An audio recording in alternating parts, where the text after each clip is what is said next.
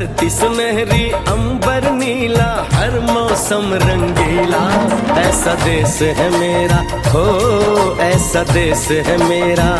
ना रोरी है न चंदन है, ना रोरी है न चंदन है, फिर भी राम बाबू शाह के तरफ से नगर पंचायत गोनू ग्राम भरवाड़ा के जन जन का तहे दिल से हार्दिक अभिनंदन है। जी हाँ प्यारे साथियों, माता बहनों, वक्त चुनाव का आ गया है।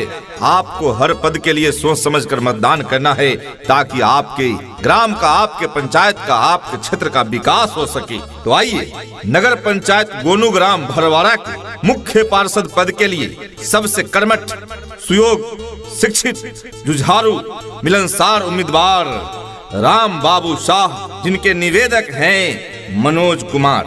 जी हाँ, मनोज कुमार, जो समाज सेवा में सबसे आगे रहते हैं। राम बाबू शाह, जिनका चुनाव चिन्ह है सिलाई की मशीन छाप, सिलाई की मशीन छाप, सिलाई की मशीन छाप। जी हाँ, तो आइए इस बार नगर पंचायत गोनू ग्राम भरवाड़ा के मुख्य पार्षद पद के लिए राम बाबू शाह को ही विजय बनाएं और अपना एक एक कीमती वोट सिलाई की मशीन छाप पर दें। और याद रखें प्यारे साथियों, माताएं बहनों, आपको इस सिलाई मशीन की निशानी ईवीएम मशीन के क्रम संख्या 7 पे दिखेगा। तो नहीं जाना है किसी दूसरे के बात पर, नहीं जाना है किसी दूसरे के बात पर, चुपचाप बटन दबाना है ईवीएम मशीन के क्रम संख्या 7 पर, सिलाई मशीन छाप पर, सिलाई मशीन छाप पर।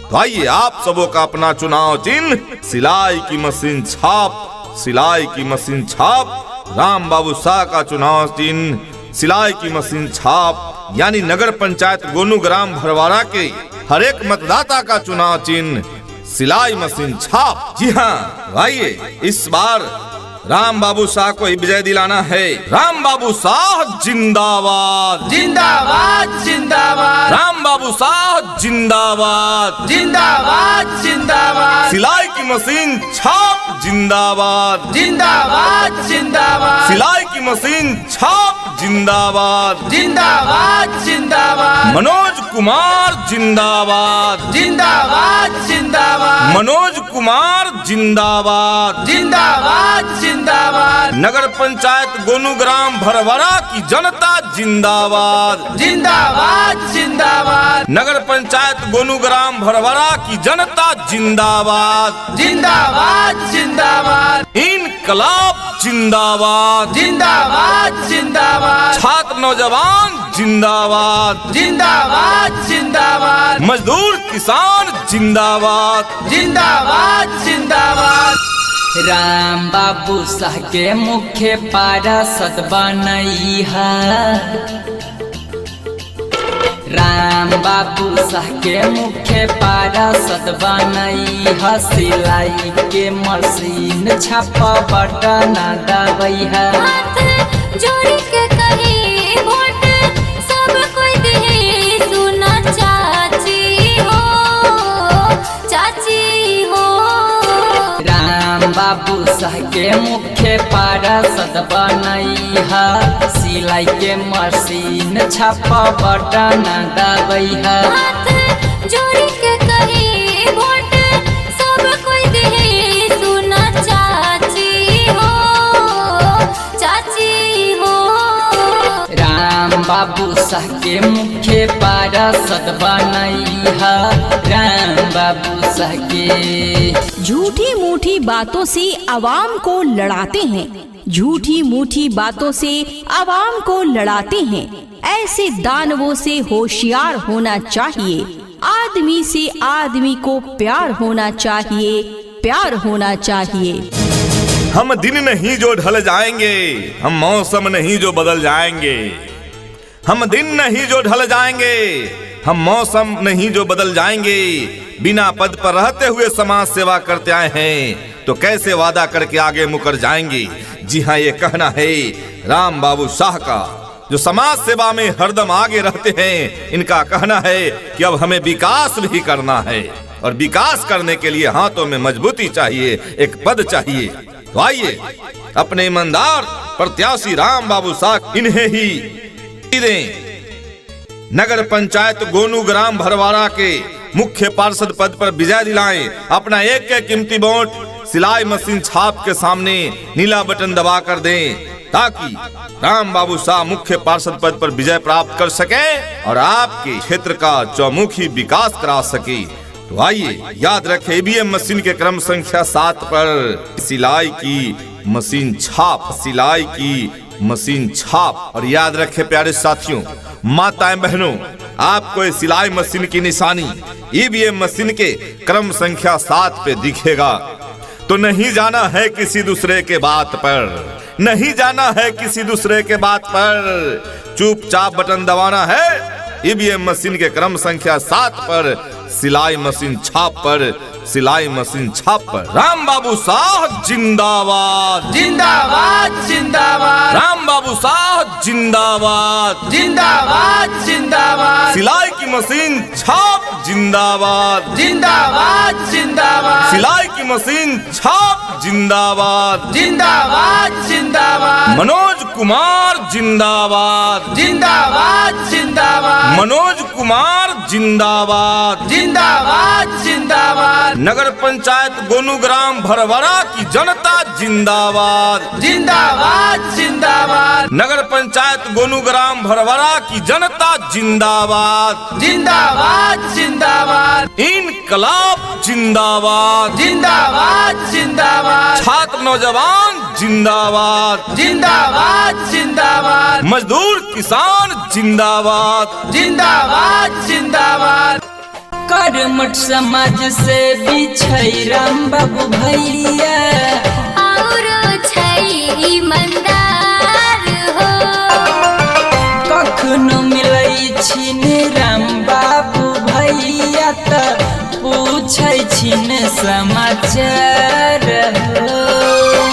सब कोई मिल के इनके जितैहा, सब कोई मिल के इनके जितैहा। सिलाई के मशीन छपनी सन हो, राम बाबू शाह के मुख्य पार्षद बनैहा, सिलाई के मशीन छप बटन दबैहा। हाथ जोड़ के कहे वोट सब कोई दे, सुना चाची हो, चाची हो।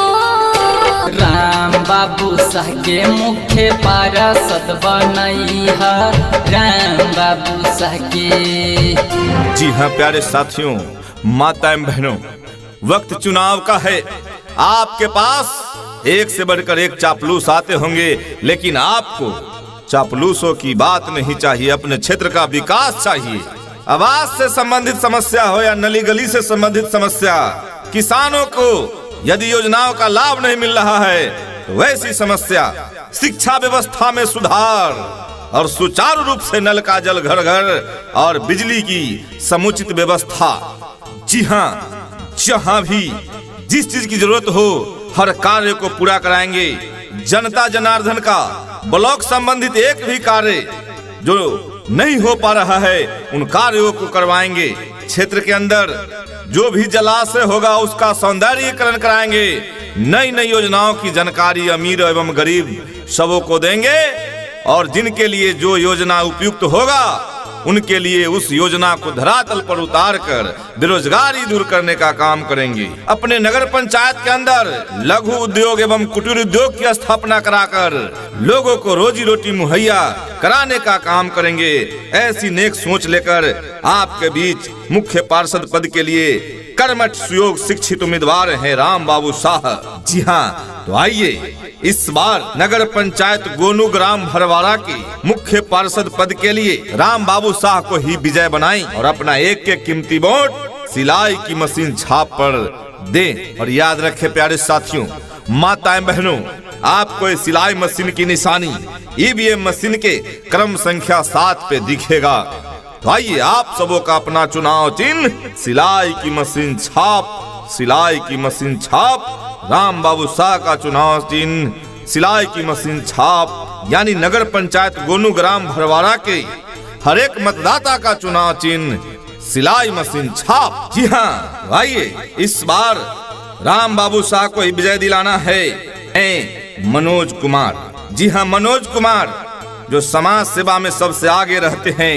राम बाबू शाह जिंदाबाद जिंदाबाद जिंदाबाद, राम बाबू शाह जिंदाबाद जिंदाबाद जिंदाबाद, सिलाई की मशीन छाप जिंदाबाद जिंदाबाद जिंदाबाद, सिलाई की मशीन छाप जिंदाबाद जिंदाबाद जिंदाबाद, मनोज कुमार जिंदाबाद जिंदाबाद जिंदाबाद, मनोज कुमार जिंदाबाद जिंदाबाद जिंदाबाद, नगर पंचायत गोनूग्राम भरवारा की जनता जिंदाबाद जिंदाबाद जिंदाबाद, नगर पंचायत गोनूग्राम भरवारा की जनता जिंदाबाद जिंदाबाद जिंदाबाद, इनकलाब जिंदाबाद जिंदाबाद जिंदाबाद, छात्र नौजवान जिंदाबाद जिंदाबाद जिंदाबाद, मजदूर किसान जिंदाबाद जिंदाबाद जिंदाबाद।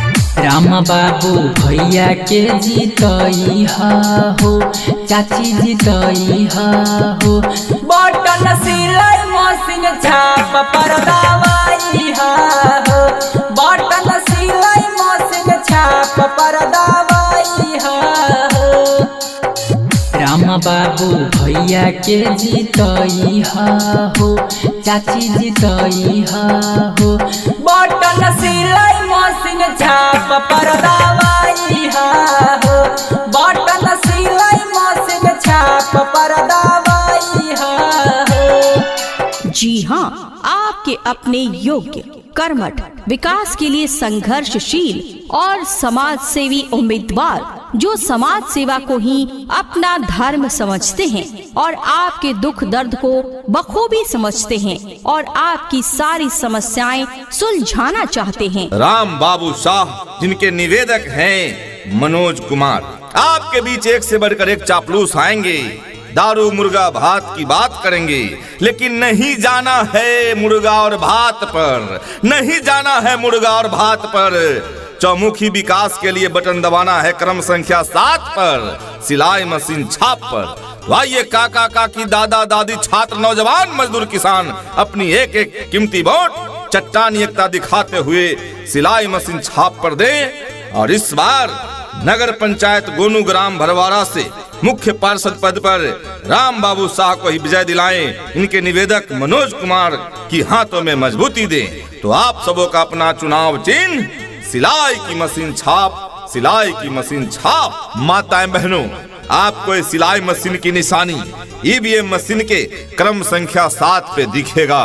नगर पंचायत गोनूग्राम भरवारा से मुख्य पार्षद पद पर राम बाबू शाह को ही विजय दिलाएं। इनके निवेदक मनोज कुमार की हाथों में मजबूती दें। तो आप सबों का अपना चुनाव चिन्ह सिलाई की मशीन छाप, सिलाई की मशीन छाप। राम बाबू शाह जिंदाबाद जिंदाबाद जिंदाबाद, राम बाबू शाह जिंदाबाद जिंदाबाद जिंदाबाद, सिलाई की मशीन छाप जिंदाबाद जिंदाबाद जिंदाबाद, सिलाई की मशीन छाप जिंदाबाद जिंदाबाद जिंदाबाद, मनोज कुमार जिंदाबाद जिंदाबाद जिंदाबाद, मनोज कुमार जिंदाबाद जिंदाबाद जिंदाबाद, नगर पंचायत गोनूग्राम भरवारा की जनता जिंदाबाद जिंदाबाद जिंदाबाद, नगर पंचायत गोनूग्राम भरवारा की जनता जिंदाबाद जिंदाबाद जिंदाबाद, इनकलाब जिंदाबाद जिंदाबाद जिंदाबाद, छात्र नौजवान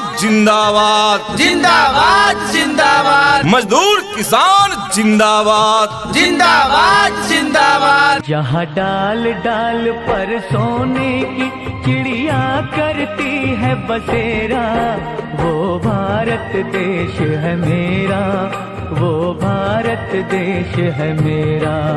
जहाँ डाल डाल पर सोने की चिड़िया करती है बसेरा, वो भारत देश है मेरा, वो भारत देश है मेरा। वादा है प्रयास करूंगा, वादा है प्रयास करूंगा, राजनीति नहीं विकास करूंगा। गरीबों की जो सुने पुकार उसे ही चुने अब की बार। जी हाँ, और गरीबों की पुकार सुनने वाला सबसे ईमानदार कर्मठ सुयोग जो पार्षद योग्य हैं वो है राम बाबू शाह। तो मुख्य पार्षद पद के लिए राम बाबू शाह का चुनाव चिन्ह सिलाई की मशीन छाप पे ही बटन दबाना है और इस बार नगर पंचायत गोनू ग्राम भरवाड़ा के मुख्य पार्षद पद पर राम बाबू शाह को ही विजय दिलाना है। राम बाबू शाह वादा करते हैं कि जनता का एक एक काम कराएंगे। जी हाँ, तो आइए राम बाबू शाह का चुनाव चिन्ह सिलाई की मशीन छाप पे बटन दबाकर राम बाबू शाह को ही मुख्य पार्षद पद पर विजय दिलाएं।